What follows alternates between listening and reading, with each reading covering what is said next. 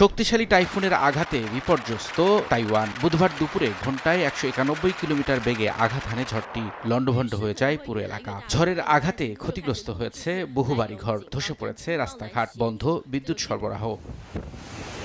টাইফুনের প্রভাবে ভারী বৃষ্টিতে দেখা দিয়েছে আকস্মিক বন্যা। চরম ভোগান্তিতে পড়েছেন বাসিন্দারা। তাইওয়ানের কেন্দ্রীয় আবহাওয়া বিভাগের পূর্বাভাস, টাইফুনের প্রভাবে 600 মিলিমিটার পর্যন্ত বৃষ্টিপাত রেকর্ড করা হতে পারে। এতে নিম্নাঞ্চলের পাশাপাশি বিভিন্ন জায়গায় ডুবে যেতে পারে রাস্তাঘাট ও বাড়িঘর।